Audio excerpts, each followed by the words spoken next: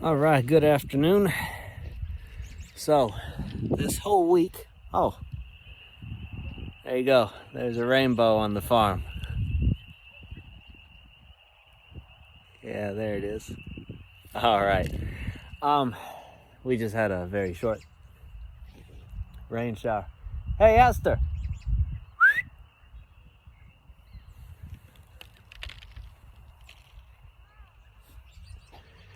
So, anyway, looks like there's two rainbows.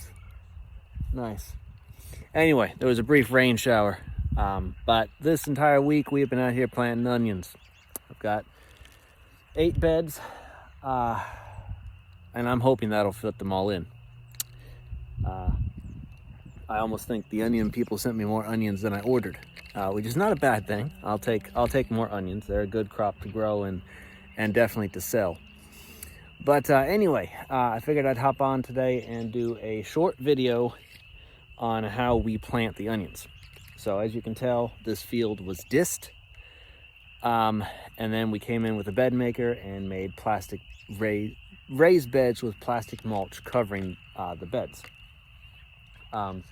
This all happened last Sunday, so the soil was still a bit damp, but it formed some very nice beds. They are a little lumpy in places, but the main thing, at least for me, is that the bed is pretty decently formed, and the edges of the plastic are covered up with dirt, so your plastic isn't blowing in the wind, which is not a fun thing to see when you come out, especially considering these rows are about 250 foot long.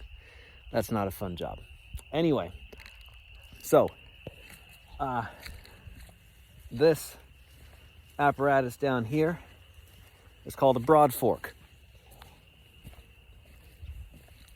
It's got 5 tines that pretty much fit perfectly over the bed, and I just stab it into the ground every 4 inches or so down the length of the bed, and then I start poking onions in.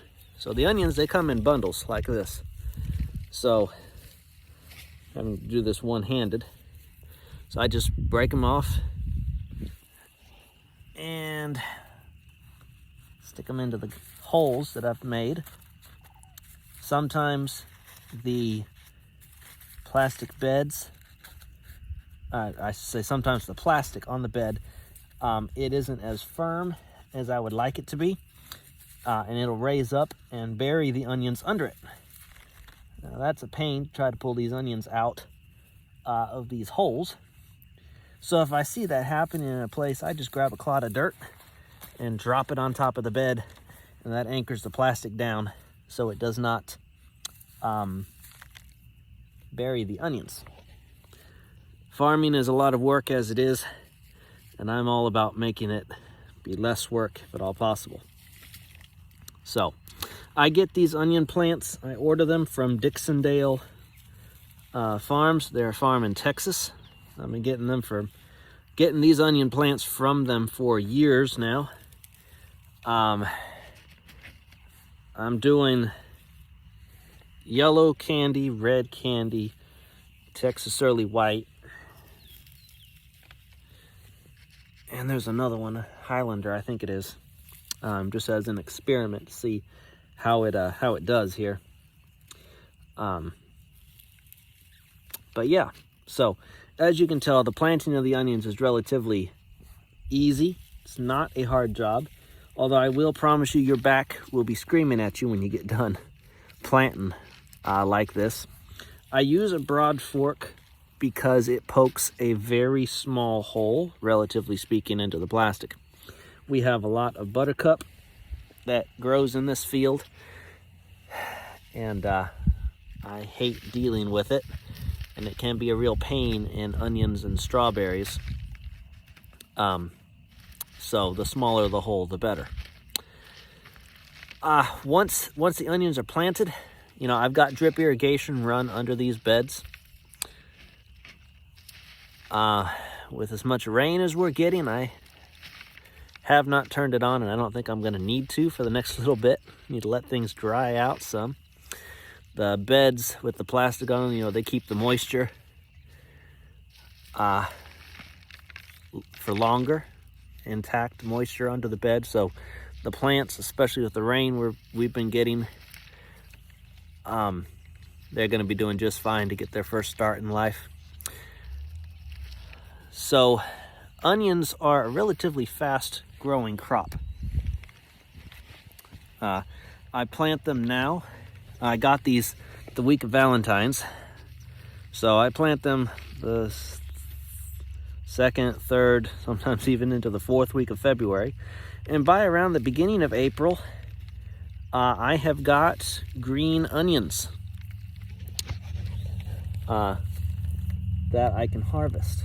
And by about June, end of May, I have got some nice big whoppers, big bulbs of onions, especially with these yellow candy onions. So, you know, I give them water until they start to bulb, and then I kill the water to the onion rows. Obviously, I can't help it if it rains. As far as fertilizer goes, they get calcium nitrate first. I do that to help the greens start growing and whatnot, and then I give them triple 20 throughout the rest of their lifespan until they start to bulb, and then that's about it. So the good thing about onions is you can harvest them whenever. You know, if you want little green onions, you can harvest them. If you want big bulbs, you just wait a little while, usually about 90 days, 3 months, and you've got a good crop. I will continue doing some videos about onions as we go along through their growing stages, and definitely harvesting and whatnot. But yeah, once you harvest the bulb onions, you know, you need to wait. Well, you don't have to wait, but usually I wait until I start to see yellowing leaves, or the tops get a little wobbly and they start to kind of fall over a little bit.